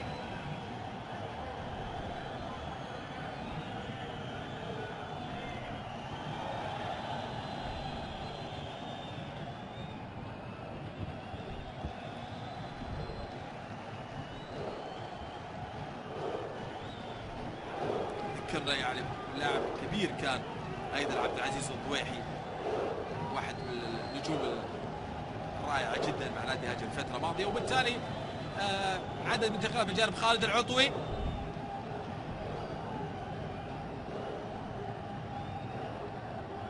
اعتقد ان حمد العبدان هو يعني غير جاهز في هذا اللقاء.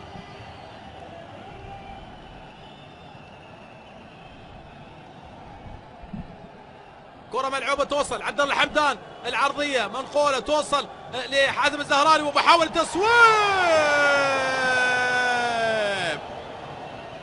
بعيدة بجانب تركي العمار. مرة أخرى توصل بجانب تركي العمار، كان في المحاولة الماضية لكن كرة بتمر وتصل إلى ركلة مرمى.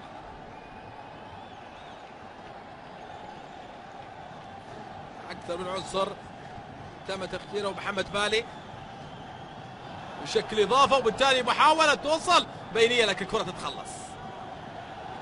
محاوله مقطوعه، عبد الله يحاول مرور والتقدم والكره زالت لكن الكره توصل الى حارس مرمى خالد شرها. خالد شرها. دقائق تمر وتسهيل المنتخب اليمني الذي دافع واعتمد على الهجمات المرتدة في هذا اللقاء. حامد يلعب كرة على اليسار توصل أمامية. يلا يا فراس، يلا يا فراس، يلا يا فراس، كرة فيها مرور وتقدم لكن كرة توصل مرة ثانية المحاولة لأجل اليسار، وبالتالي كرة تذهب إلى خطأ فيها لمسة يد. لمسة يد.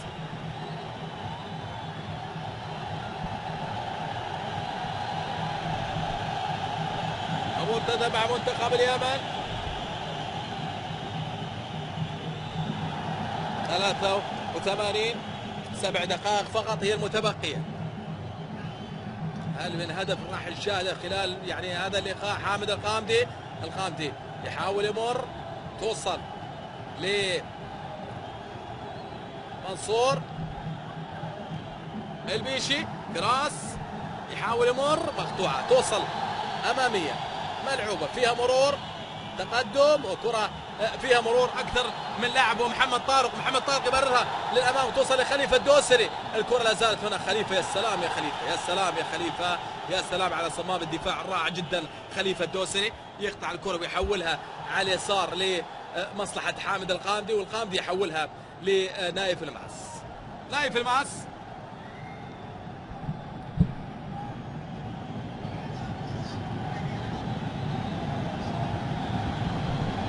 توصل على اليمين. عبد الله الحمدان. الحمدان يلعبها لمحمد مالي، ومالي يحاول يمر، تقدم بشكل جيد على اليمين ويعرضها لكن الكرة بتمر توصل لخارج الملعب الى ركلة زاوية. ركلة زاوية للأخضر. نايف الماس وخليفة الدوسري يتقدمون للأمام.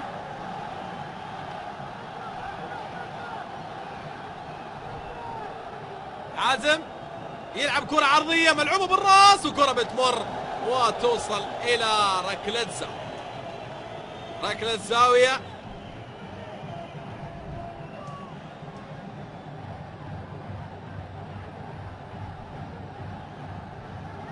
ركلة زاوية.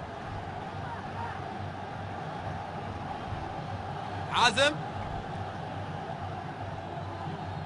الزهراني البديل هو عند التنفيذ.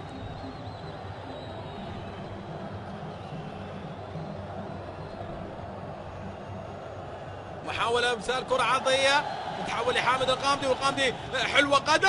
الله!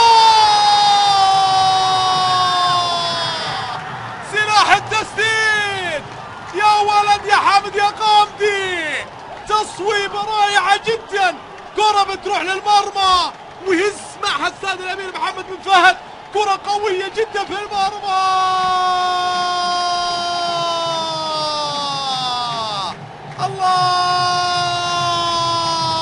الله يا أخضر، حلوة الكرة، تصويبة يا حامد يا قامدي، هنا كرة تتصوب بشكل رائع جدا، أخضر سعودي أصيل. الله عليك يا حامد يا قامدي، صدورنا جول وفعل، أبدعت وسط المستطيل الأخضر يا حامد يا قامدي، يتوج كل عطاء خلال الدقائق الماضية، يرسل كرة زاحفة باتجاه المرمى ويسجل هدف التعادل. هنا حامد القامدي اللي سدد أكثر من تسديدة باتجاه المرمى، هدف التعادل يا حامد، هدف التعادل يا حامد. برافو حامد القامدي، واحد من نجوم المباراة في هذا اللقاء، يصوب كرة قوية جدا على خالد شرهان، هدف جميل في دقائق جميلة، وحاضر للأخضر السعودي يسجل هدف التعادل، يكفينا التعادل. نعم قلتها قبل بداية اللقاء، وبالتالي هدف التعادل. المنتخب السعودي ينجح إذن في الشوط الثاني بتسجيل هدف ثاني لمصلحة الأخضر عبر لاعب الوسط الرائع جدا ضابط الإيقاع في هذه المباراة هو حامد القامدي، يسجل أول أهداف الأخضر في هذا اللقاء. مباراة صعبة جدا كانت هنا بهدف مبكر، كان المنتخب اليمني عبر كرة كانت لصقر الحربي، عادل حامد القامدي، بعدها صوب كرة كانت في القائم. منذ بداية الشوط الثاني يعود حامد القامدي يصوب كرة، والحل هو التسديد في مثل يعني هذه التكتلات الدفاعية. الأخضر ينجح نعم بتسجيل هدف التعادل. كرة توصل تركي العمار، محاولة مرسولة، حامد يا سلام يا حامد يا قامدي، لاعب حقيقة موهبة قادمة، ولاعب قدم أداء رائع جدا قبل الهدف حقيقة. فراس بريكان يلعب كرة لليسار وتركي توصل لحازم الزهراني ويخلصها إلى خارج الملعب إلى الرمية الجانبية. التبديل القادم محمد الحذيفي، بديل محمد طارق. نعم سيناريو صعب، مباراة صعبة جدا، لكن يعني فك كل الشفرات اللي كان معها محمد المعداني، الشفرة اللي كان يتعامل معها المنتخب اليمني. نجح حامد القامدي يسجل هدف جميل جدا في هذا اللقاء. حل من الحلول هو التسديد من خارج 18 في مثل هذه الكثافة الدفاعية التي حضرت يعني طوال الشوطين. فراس البريكان يحاول يمر، يلعبها لحازم الزهراني يلعبها لفراس البريكان، كرة بتمر توصل إلى أوسايد. بالفعل كان الحل عن طريق يعني تفعيل الأطراف والتصويب من خارج المنطقة، وهذا يعني ما حصل من هذا اللقاء.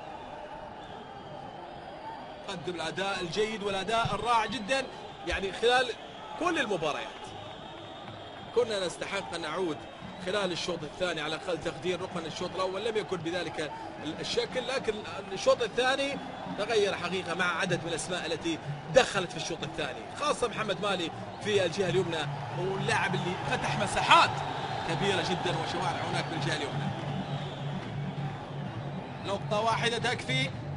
منتخب السعودي بإذن الله الأخضر يذهب إلى أندونيسيا في كأس آسيا.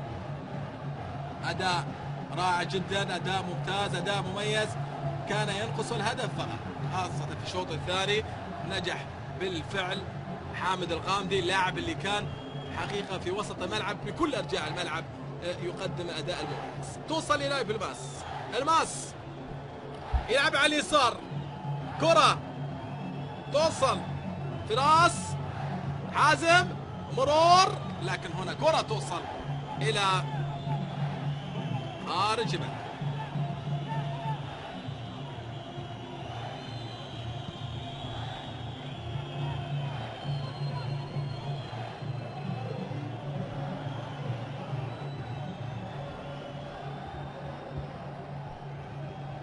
كرة توصل أمامية، محمد كرة فيها مرور، وصول من نايف الماس، يا سلام يا نايف صمام الدفاع، وبالتالي يحاول يمرر الكرة توصل أمامية هنا فيها مرور. يا سلام، أول وثاني كرة تتمرر خطيرة. يا سلام يا حازم يا زهراني، يا سلام، ممكن هدف ثاني. نعم، انطلاقه من جهة الأمجد اليسار، التقدم الآن حازم الزهراني يحاول يرسل كرة عرضية وعرضية، لكن كرة توصل إلى خارج الملعب إلى ركلة مرمى. منتخب يصعد رتمه الفني من مباراة لأخرى، خصوصا يعني في هذه التصفيات وما يثلج صدورنا. شاهدنا لاعبين يعني قادرين على خدمة الكرة السعودية في مستقبل القريب، مشاركة قادمة بإذن الله في كأس آسيا بيلاروسيا، كأس العالم. أيضا عناصر يعني جيدة ومحطة من المحطات المهمة في هذه التصفيات. وصول لنهايات. عبد الله الحمدان يحاول يمر، خلاص 90 دقيقة اكتملت من هذا اللقاء. هدف يأتي المبكر يعني صعب المباراة. كل الشكر يعني للمنتخب اليمني، هذا المنتخب الأكثر على مباراة يعني مثيرة، مباراة حلوة من جانب الفريقين يعني داخل الملعب في المدرجات، ومن خلال أيضا الحماس الجميل والروح الكبيرة والإصرار والرغبة اللي كانت معها المنتخب السعودي، رغم أنه كان يعني متأخر بهدف، لكن نجح بأن يعود في هذا اللقاء. كرة ملعوبة تتصوب، يا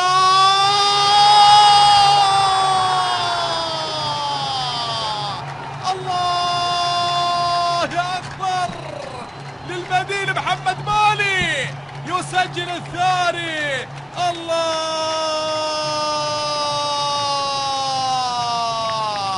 الله يا أخضر يا محمد يا مالي يسجل الثاني، وبالتالي يشعل كل أماني. واحدة كرة بالراس للبديل الرائع جدا في هذا اللقاء يعطي الهدف الثاني. نعم، هكذا كانت المباراة. المنتخب السعودي يظهر بصورة مختلفة في الشوط الثاني، ثاني الأهداف قاتل في مرمى المنتخب اليمني. كل الأمور كانت تتجه للمنتخب السعودي، خاصة في الشوط الثاني. هذا كرة محمد شنقيطي، لمسة في راس بريكان، واحدة بالراس. يا سلام يا محمد يا مالي على التحرك الجميل، وبالتالي كرة توصل للشباك. هدف ثاني للأخضر في هذا اللقاء، يقدم أيضا سيمفونية في الشوط الثاني وسيناريو رائع جدا، يقلب الطاولة على المنتخب اليمني ويعطي ثاني الأهداف. يا سلام يا محمد شنقيطي، واحد من نجوم المباراة في هذا اللقاء، وثاني الأهداف يأتي لمحمد مالي. إذن النقاط الكاملة بإذن الله للأخضر هنا في هذا اللقاء بعد أداء رائع جدا في الشوط الثاني. ثاني الأهداف يأتي للمنتخب السعودي بعد سلسلة في أكثر من كورة وأكثر من لعبة كانت حاضرة. المنتخب السعودي سجل معها ثاني الأهداف. كرة ملعوبة توصل على اليسار، محاولة مقطوعة. يا سلام، تركي العمار. أعتقد يعني كل التغييرات كانت ناجحة بالنسبة للمدرب الوطني خالد العطوي في هذا اللقاء. عبد الله الحمدان، وبالتالي راح يتقدم أكثر من لاعب بالنسبة للمنتخب اليمني، بالتالي راح نشاهد مساحات في خط الخلفي للمنتخب اليمني. كرة توصل لخليفة، يا سلام يا سلام خليفة، لكن مقطوعة مرة ثانية. توصل لهجمة مرتدة الآن، توصل الأمام، والمحاولة فيها خطأ وجود حاضر لمصلحة المنتخب. كرة القدم السعودية وقوتها المعتادة مع تأهل المنتخب الأول وأيضا المنتخب الشاب أيضا من التأهل إلى كأس آسيا. كم فرحنا وكم يعني انتظرنا هذه الفرصة وهذه الدقائق من المنتخب السعودي يعود بأيضا التأهل وتوهج المعتاد. ما هي إلا استعادة الأمجاد القادمة والمنتظرة بإذن الله. كرة ملعوبة توصل، لكن الكرة تتخلص إلى خارج الملعب، ومعها نعم الصافرة من جانب حكم اللقاء محمد يعقوب الذي يطلق صافرته وعلى نهاية اللقاء. مبروك للأخضر هذا الأداء الجميل وهذا التأهل إلى آسيا، كأس آسيا في اندونيسيا. مبروك لجميع الشعب السعودي بعد أداء رائع جدا وبطولي في مواجهة الشوط الثاني من هذا اللقاء. حظ أوفر المنتخب اليمني اللي قدم حقيقة مع المنتخب السعودي مباراة ولا أروع، لكن الدقائق الأخيرة بالخبرة نعم وبالأداء الرائع جدا وبالدور البطولي وبالروح والحماس اللي كان معها المنتخب السعودي قادر أن يعود في هذا اللقاء. فرحة عارمة لا شك بعد انتصار في مواجهة الشوط الثاني. يستحق المنتخب السعودي هذا المستوى وهذا الأداء وأن يتوج في هذه التصفيات كبطل لهذه هذه المجموعة. مبروك حقيقة الانتصار والفوز، وبالتالي مبروك للأخضر. نعم تعم الأفراح بإذن الله هنا في الشارع السعودي، وبالتالي كنت أنا هنا من كابينة تعليق راشد.